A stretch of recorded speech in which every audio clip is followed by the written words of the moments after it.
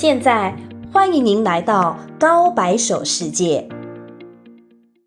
올해 초 2023 카타르 아시안컵에서 중국은 카타르, 타지키스탄, 레바논과 함께 A조였습니다. 우승국 카타르는 중동의 강호이니 그러려니 하지만 사실 타지키스탄, 레바논은 당시 피파 랭킹이 각각 106위, 107위로 객관적인 전력에서 중국보다 약하다는 평이 많았습니다. 하지만 중국은 조별리그 3경기에서 2무 1패, 0득점, 1실점을 기록합니다. 한국이 조별리그에서 8득점, 6실점인 것과 비교하면 수비는 상대적으로 뛰어나지만 공격력은 중국 축구 역사상 최악이라고 봐도 무방할 정도입니다. 축구에서 중요하지 않은 포지션은 없겠지만 그럼에도 불구하고 공격수가 가장 중요한 이유는 골을 못 넣으면 수비를 아무리 잘해봤자 상대팀이 자책골이라도 넣지 않는 한 최대한 무승부밖에 할 수 없기 때문입니다. 따라서 골을 넣을 수 있는 공격수의 가치가 당연히 가장 높을 수밖에 없습니다. 물론 예외는 있습니다. 이탈리아는 오래전부터 빗장 수비가 유명하죠. 가끔 가다가 대피하는 경우도 있지만 전 세계적으로 수비가 가장 뛰어난 편이죠. 대신 수비 위주의 전략으로 인해 공격력은 다른 강팀들에 비해 조금 떨어진다고 볼 수 있겠습니다. 이런 상황 때문인지 이탈리아 축구는 수비수를 가장 중요한 포지션으로 평가하는 경향이 있고 이탈리아의 축구 유소년들이 가장 선호하는 포지션이 수비수라고 합니다. 그리고 이탈리아와 함께 유의하게 수비수를 선호하는 국가가 바로 중국입니다. 하지만 이유는 상당히 다릅니다. 중국 선수들이 수비수를 더 선호하는 이유는 만약 공격수를 했다가 골을 못 넣으면 경기에 나가지 못하거나 방출되기 때문에 그럴 바에는 크게 주목은 못 받는다고 하더라도 오래 할 수 있는 수비수를 가장 선호하는 것입니다. 특히 중국 슈퍼리그에서 다른 아시아 리그보다 높은 연봉 그리고 승부 조작 참여 등 많은 돈을 벌 수 있는 길이 있기에 굳이 공격수를 고집하지 않아도 되는 부분이기도 합니다. 선수들이 공격수를 기피해서 발생하는 문제는 국내 리그에서는 크지 않습니다. 엄청난 연봉을 주면서 용병을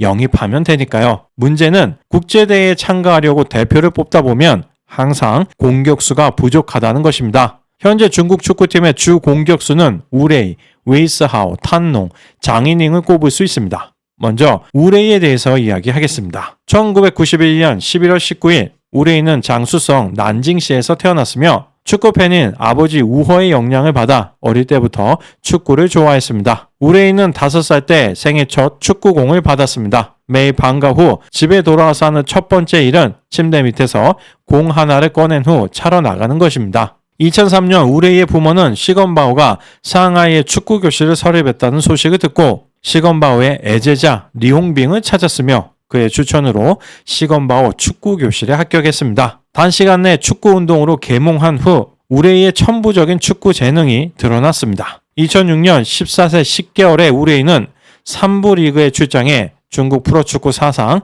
최연소 선수가 되었습니다. 2008년 8월 30일 2부 리그 15라운드 경기에서 우레이는 상하이 동야 선수로 칭따오 하이 리펑팀과의 경기 중 한 골을 넣었습니다. 아무리 중국의 3부 리그라고 해도 10대 중반에 프로리그에 데뷔를 했다는 건 쉽지 않은 일입니다. 적어도 중국 축구계에서는 신동이었다는 거죠. 또한 시건바오의 축구 교실에서 축구를 시작했다는 건 우레이가 자신의 축구 인생에서 가장 잘한 일 중에 하나라고 볼 수 있습니다. 이후 상하이 축구 카르텔의 대표 프랜차이즈 선수로 성장할 수 있었기 때문입니다. 우레이는 스페인에 잠시 진출했을 때를 제외하고는 계속 같은 팀에서 뛰고 있습니다. 팀 이름만 상하이 동야, 상하이 샹강, 상하이 하이강으로 변경되었을 뿐입니다. 상하이 하이강은 우레이를 위주로 팀의 전술과 포메이션을 결정합니다. 또한 중국 축구협회는 국가대표를 선출할 때 대부분 우레이를 뽑고 경기에서도 보통 선발로 출장합니다. 한국인 입장에서는 일반적으로 국대 경기가 아니라면 우레이를 볼 기회가 거의 없지만 가끔 인터뷰를 통해 우레이의 속마음이 드러나는 경우가 종종 있었습니다.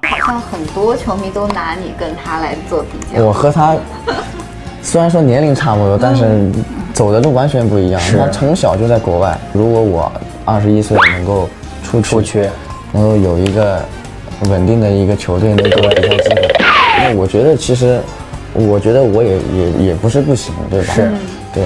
就像其实这次12强赛，其实虽然我没有出现，但是其实像打韩国、打乌兹别克这些队，其实我觉得没比他们差多少，真的没比他们差多少。 해외 리그에서 한국 선수들이 좋은 팀으로 이적하고 또 주전으로 뛸 수 있는 건 그만큼 노력해서 실력을 쌓았고 더불어 실제 경기에서 성과도 보여주었기 때문입니다. 그런데 자신도 더 일찍 해외에 나갔다면 안정적인 팀에서 일정한 출전 기회를 받았다면 잘 할 수 있었을 거라고 생각하는 건 지나치게 낙관적인 생각입니다. 중국 선수들은 어려서부터 관시 문화에서 자랐기 때문에 감독이나 팀이 당연히 자기에게 기회를 줘야 한다고 생각하는 경향이 있는데 기회는 본인의 실력으로 직접 쟁취해야 하는 거죠. 2019년 1월 프리미어 리그와 라리가를 저우지하던 우레이는 결국 RCD 에스파뇰을 선택했습니다. 해외 진출 과정에 우여곡절이 많긴 했었지만 어쨌든 우레이는 중국 선수 중 유일하게 스페인 무대를 경험한 선수입니다. 우레이가 라리가를 선택한 것은 두 가지 이유가 있었던 것으로 보여집니다. 첫째는 프리미어 리그의 거친 몸싸움을 이겨낼 자신이 없었고 둘째는 2015년 11월 3일 중국의 왕구 재벌인 라스타그룹이 RCD 에스파뇰의 56%의 지분을 인수하면서 최대 주주가 되었기에 구단의 배려를 받을 수 있을 것으로 생각했던 것 같습니다. 하지만 팀은 우레이의 합류 다음 해인 2019-2020 시즌에 2부 리그로 강등되었으며 우레이는 총 126경기에 출전해 16골 6도움이라는 활약을 끝으로 2022년 중국으로 돌아갑니다. 시즌 도중에 스페인에서 돌아왔음에도 중국 슈퍼리그에서 12경기 출장 11골로 좋은 기량을 보여주었습니다. 하지만 귀국 후 진행했던 이 인터뷰가 많은 중국 축구 팬들에게는 큰 상처를 남기게 됩니다. 我是去年夏天回来的，然后打中超，就感觉是太轻松了。就是我在西班牙比赛很少的情况下，就天天训练，过来踢中超，我就感觉随便踢，节奏就完全不一样，给你时间思考太多了，而且你射门传球你太从容了。如果你天天在那样的环境，你根本头就抬不起来，你必须你逼着你提前观察。但现在我感觉也被同化，以前没去年感觉那么好。对，这个环境就是这样，比赛节奏就是不一样。 그래도 많은 중국 축구 팬들은 중국 최고의 공격수로 우레이를 뽑는 경우가 많고 실제로 다른 대체 선수가 없다시피 한 상황인데 자칭, 타칭, 에이스가 본인이 뛰고 있는 중국 프로리그를 폄하하는 듯한 발언을 하니 팬들로서는 아무래도 받아들이기가 쉽지 않았겠죠. 사실 한국 사람 입장에서 우레이는 국대 경기가 아니면 보기 힘들기 때문에 그냥 실력이 좀 부족한 선수라고 생각하는 경향이 많은데 적어도 중국 슈퍼리그에서 우레이의 위상은 대단합니다. 물론 비교적 스피드는 준수해 오프더볼 움직임이 좋기 때문에 침투 능력은 괜찮은 편이기는 하지만 1대1 돌파, 몸싸움 능력이 취약하기에 도대체 어떻게 우레이가 중국의 에이스가 될 수 있었던 건지 궁금해서 통계를 살펴보니 답은 같은 팀의 주장인 오스카였습니다. 오스카는 과거 프리미어 리그에서 5시즌이나 뛰었으며 적어도 한때는 브라질 국대에서 네이마르와 함께 브라질 축구의 미래로 불리우던 인재였습니다. 비록 중국 슈퍼리그로 이적한 뒤에는 두 번 다시 브라질 축구 A 국가대표팀에 소집되지 못했지만 오스카는 작년 시즌 13개의 어시스트와 2177개의 패스로 두 부문에서 슈퍼리그 1위를 달성했습니다. 심지어 패스 부문 2위 선수의 기록은 1874개에 불과했습니다. 중국 슈퍼리그는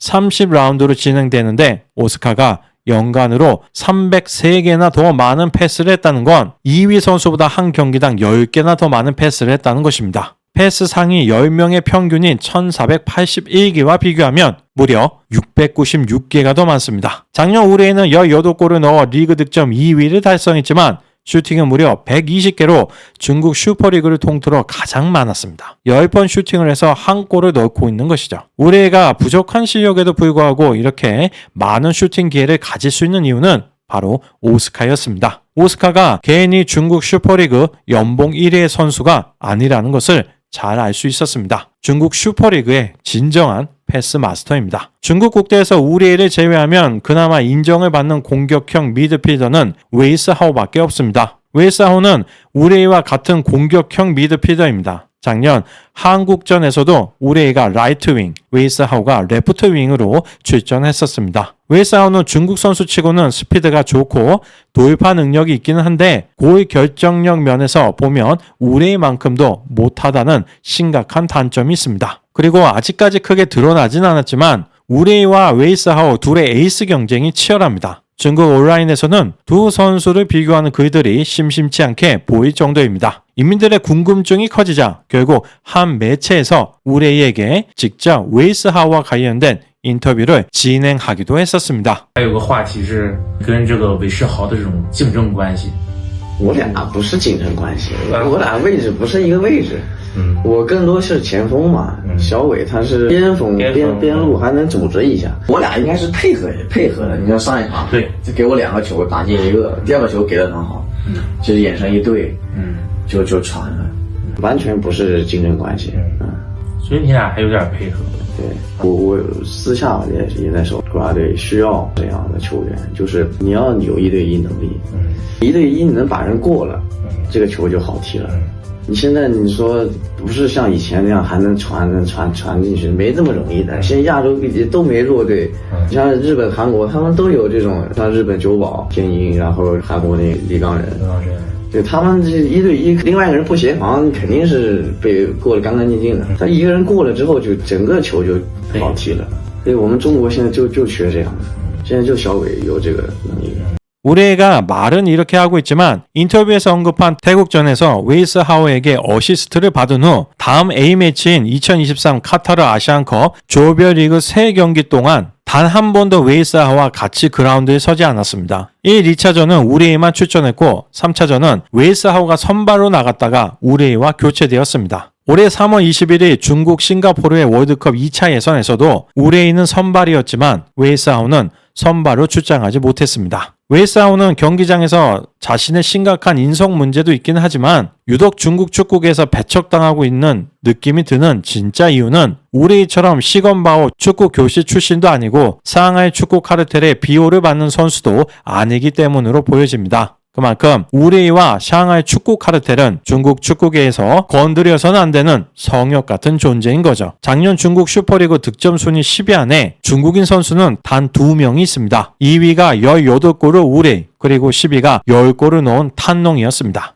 탄농은 최정방 공격수입니다. 1988년생으로 중국 대표팀에서 최고참입니다. 작년 월드컵 2차에서 한국과의 경기에서 위력적인 슈팅을 보여주기도 했었지만 이제는 은퇴해야 하는 시간이 되었습니다. 중국 축구의 슬픔이죠. 그리고 마지막 좋은 신체 조건으로 중국의 엘링 홀란으로 불리우고 있는 장위닝이 있습니다. 10대 시절까지는 손흥민처럼 위대한 선수가 될 것으로 많은 중국 축구 팬들의 큰 기대를 모았었는데 결국 중국 슈퍼리그용 선수가 되었습니다. 한국, 일본도 마찬가지인 면이 있는데 세계적인 선수가 되기 위해서는 우리가 흔히 말하는 세계 5대 리그에 최대한 어린 나이에 진출해야 하죠. 일각에서는 중국 슈퍼리그에서 연봉을 많이 주기 때문에 중국 선수들이 해외 진출을 꺼린다고 보는 시각도 있는데 중국 선수들도 해외 진출에 적극적입니다. 말씀드린 4명의 공격진 중에서도 탄농을 제외한 3위는 모두 해외 경험이 있습니다. 우레이는 20대 후반이라는 다소 늦은 나이이긴 했지만 중국인이 구단주인 라리가의 RCD 에스파뇰에서 뛰었고 웨이스하우와 장위닝 역시 비교적 이른 나이인 10대 후반에 이미 해외에서 축구 유학을 한 경험이 있습니다. 해외 무대에 도전하는 선수들이 비록 소수이긴 했지만 꾸준히 문을 두드리고 있었던 거죠. 다만 성과가 없어서 우리가 몰랐던 겁니다. 중국 인민들 입장에서는 지금 우레이가 마음에 안 든다고 해도 다른 대안이 없으니 받아들일 수밖에 없죠. 그나마 중국이 가지고 있는 최고의 카드가 우레이입니다. 하지만 지금도 약한 공격력이 큰 약점인 중국 축구인데 과연 몇 년 뒤 우레이가 국대에서 은퇴한다면 도대체 그 공백을 누가 메울 수 있을지 궁금합니다.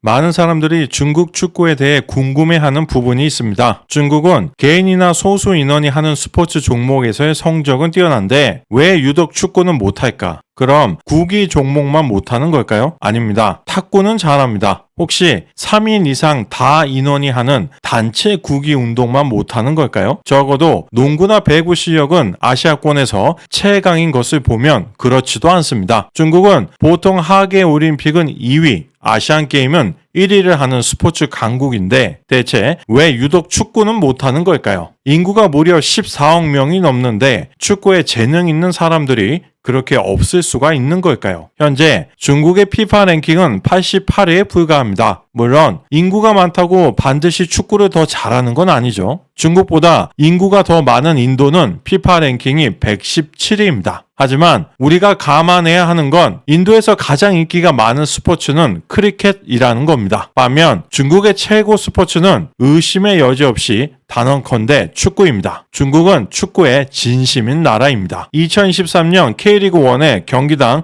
평균 관중 수는 약 1만 명입니다. 하지만 중국 프로축구 1부 리그인 중국 슈퍼리그에서 관중이 많이 몰린 경기는 어렵지 않게 4, 5만 명이 넘어갑니다. 한국보다 인구가 28배나 많으니 어쩌면 당연한 결과라고 볼 수 있겠지만 중국에서 축구가 가장 인기 있는 스포츠라는 것도 큰 요인입니다. 왜 피파에서 자꾸 월드컵 본선 진출권의 숫자를 늘리게 했습니까? 인구가 많은 중국이 올라와야 중계권을 비싼 값으로 팔 수 있기 때문이죠. 이건 제가 예전에 중국 축구 관련 기사를 보다가 본 중국 인민의 댓글인데 현재 중국 축구의 문제점을 정확하게 지적하고 있다고 생각합니다. 나는 바이두에서 검색해봤다. 중국 국가대표팀 선수들은 모두 도시 출신이고 군, 면, 읍 출신이 하나도 없다. 기괴하다. 우리가 농담 삼아 그런 이야기를 가끔 하죠. 지금 중국 메시들은 아파트 건설 현장에서 막노동을 하고 있거나 농촌에서 농사를 짓고 있다. 이 말이 단지 농담이 아닌 게 중국에서 축구를 하려면 돈이 많이 듭니다. 그러니까 재능이 있어도 가난하면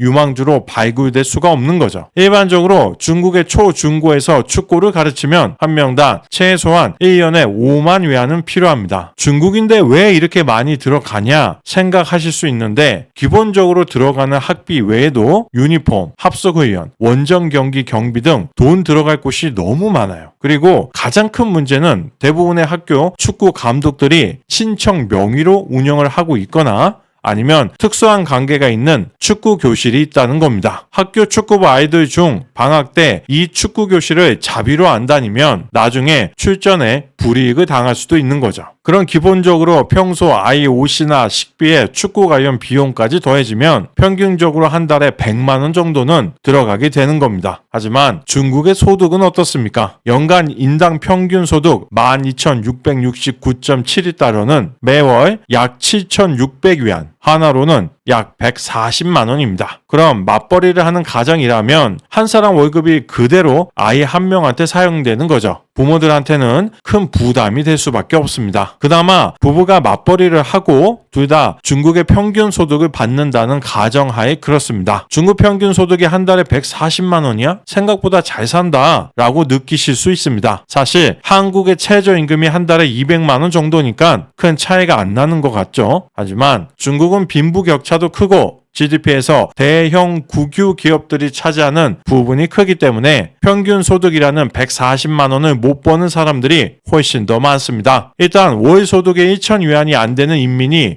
5억 6천만 명입니다. 고 리커치앙 총리도 공식적으로 6억 명의 소득의 1천 위안이 안 된다고 발언했었죠. 중국 전체 상위 8%인 1억 2천만 명의 소득만이 5천 위안 이상입니다. 나머지 10억 8천만 명의 소득은 월 90만 원이 채 안 되는 겁니다. 그럼 답이 나왔죠. 중국이 14억의 인구라고 하지만 실제 축구를 할 수 있는 경제력이 뒷받침되는 선수풀은 1억 2천만 명의 가정에서 태어난 아이들 뿐이라는 겁니다. 하지만 괜찮은 생활 수준을 유지하면서 아이에게 축구를 가르치려면 부부가 인당 1만 위안은 벌어야겠죠. 그래야 한 명 소득으로 생활, 저축, 투자하고 나머지 한 명 소득으로는 축구를 가르치죠. 통계에 따르면 중국에서 월 1만 위안 이상 버는 인민은 4천만 명 정도밖에 되지 않습니다. 하지만 이 사실이 중국이 축구를 못하는 모든 이유가 될 수는 없습니다. 바로 인구가 많지 않고 소득이 적은데도 불구하고 축구를 잘하는 국가들이 있기 때문입니다. 대표적인 예가 바로 아르헨티나입니다. 무려 피파 랭킹 1위, 2022 카타르 월드컵 우승국이자 통산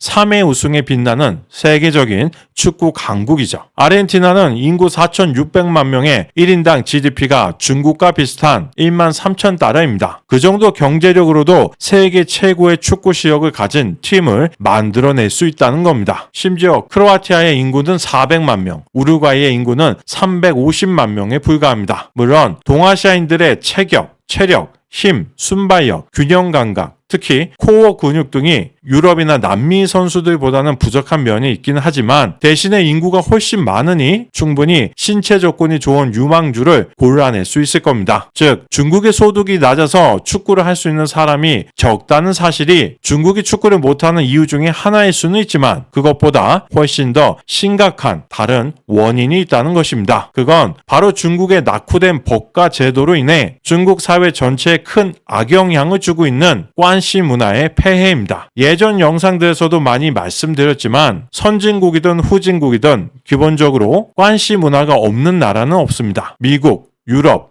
일본, 동남아, 한국 등 다 있습니다. 인간은 사회적인 동물이기에 다른 사람들과 관계를 맺으며 살아가는 게 기본적인 삶의 방식이기 때문입니다. 문제는 관계 문화가 인간관계에 있어 윤활유 작용이라는 긍정적인 역할도 하지만 때로는 실력, 능력, 경력이 부족한 사람이 정당하지 않은 방법으로 권력, 직업, 학위를 얻을 수 있는 부정의 도구로도 사용될 수 있다는 것입니다. 따라서 관시가 사회를 망치게 만들지 않으려면 적절하게 법과 제도를 통해 견제와 처벌을 함으로써 기득권층이 사회를 마음대로 재단할 수 없게 만들어야죠. 예를 하나 들어보겠습니다. 중국에 한 가정이 있습니다. 중상층입니다. 부모가 힘들게 맞벌이해서 자식 하나 있는 거 축구를 가르치고 있습니다. 분명히 팀 내에서 실력은 최고인데 이상하게 경기에는 선발로 잘 나가지 못하고 특히 많은 스카우터들이 몰리는 중요한 시합에서는 벤치만 지키고 있습니다. 왜 그럴까요? 돈이나 권력이 있는 부모들이 관시를 이용해서 시합에 자기 자식들을 내보내게 만드는 겁니다. 선수들이 실력이 늘려면 경기를 많이 해봐야 하는데 계속 벤치에만 앉아있다 보니 결국 있던 재능도 사라지게 되는 거죠. 중국 사회에 만연한 관시의 폐해로 인해 현재 미래 중국 축구를 책임질 수 있는 유망주들이 속절없이 퇴출당하고 있는 것입니다. 초중고, 유소년 때만 벌써 3번이나 이렇게 걸러지는데 정작 프로구단 입단이나 국가대표를 선발할 때 제대로 된 선수가 얼마나 있겠습니까? 즉, 월 1만 위안 이상 버는 중국 인민들이 14억 명 중에서 4천만 명밖에 안 되는 상황에다가 기득권층이 관시를 이용하기에 실제 인재풀은 훨씬 더 적어지는 것입니다. 따라서 돈과 권력을 가진 사람들의 욕심과 만행을 제어할 법과 제도가 미비한 것이 중국 축구가 강해질 수 없는 가장 중요한 이유라고 볼 수 있겠습니다. 중국 축구 협회장과 중국 축구 국가대표팀 감독을 아무리 많이 바꿔도 중국 사회의 본 바탕이 그렇기 때문에 큰 변화가 없는 것입니다. 많은 중국 인민들도 이 사실을 잘 알고 있지만 감히 드러내놓고 말할 수 없는 이유는 지금의 중국 사회를 만든 게 중국 공산당이기에 그것을 문제 삼고 공론화한다는 것은 현 통치 제도를 부정하는 것으로 비춰질 수 있기 때문입니다. 물론 중국에서 재능도 있고 실력도 있는 선수인데 집안 배경까지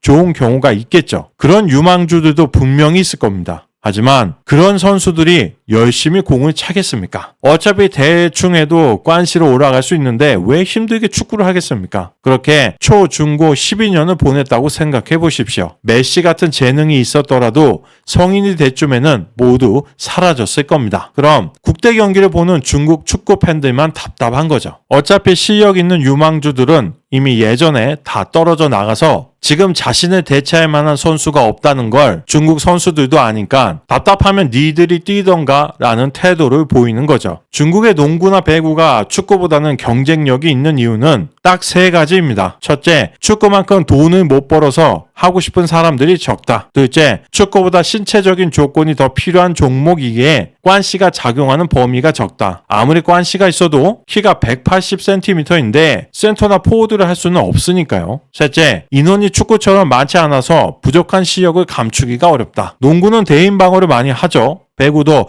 본인 위치에서 크게 벗어나지 않습니다. 실력이 그대로 드러나기가 쉽습니다. 축구도 정해진 포지션은 있지만 그래도 활동 범위가 농구나 배구보다는 훨씬 넓죠. 다만 축구도 공격수라서 골을 못 넣으면 너무 티가 많이 나니까 중국 선수들은 대부분 미드필더나 수비수를 선호하는 겁니다. 그래서 중국 슈퍼리그 팀들은 어쩔 수 없이 외국 용병, 공격수를 연봉 수십억씩 주고 데려오는 것이며 중국 국가대표를 소집하면 제대로 된 공격수가 없는 게 바로 이 이유입니다. 탁구, 배드민턴, 사격 등 개인 혹은 소수 인원 종목의 경우에는 아무리 어떤 특정 선수가 관시가 있다고 해도 국가 국가대표는 대표 선발전을 통해서 결정하죠. 그렇기 때문에 경쟁력이 있는 거죠. 반면 축구는 11명이 경기를 합니다. 당연히 관시를 통해서 실력 없는 선수를 집어넣기가 용이한 겁니다. 결론적으로 집이 부자인 아이들이나 권력이 있는 집 아이들만 축구를 할 수 있는 게 중국의 현실입니다. 하지만 소위 있는 집 애들 안에서만 뽑히게 되니 재능 있는 아이들이 얼마나 되겠습니까? 더불어 그 아이들한테 손흥민 선수 같은 헝그리 정신이 있을 수 있겠습니까? 과연 국가의 명예까지 생각하는 선수가 얼마나 될까요? 이제 그런 생각이 드실 겁니다. 한국도 마찬가지다. 한국도 돈이 있어야만 축구를 할 수 있다. 현재 한국의 피파 랭킹은 22위입니다. 중국하고는 차이가 크죠. 저도 한 명의 축구 팬으로서 한국 축구에 불만이 많습니다. 하지만 그래도 200개국에서 22등이면 솔직히 잘하는 거죠. 안정환 선수가 방송에서 직접 이야기하는 걸 들었는데 어렸을 때 집이 그렇게 가난했다고 합니다. 그리고 본인이 축구를 할 때는 많은 돈이 필요하지 않았다고 합니다. 당시 학교에서 축구부를 하면 간식으로 빵하고 우유를 줬는데 그걸 먹고 싶어서 축구를 시작했고 흑석동 판잣집에서 살았다고 합니다. 안정환은 1976년생입니다. 즉 한국은 90년대 초까지는 축구한다고 해서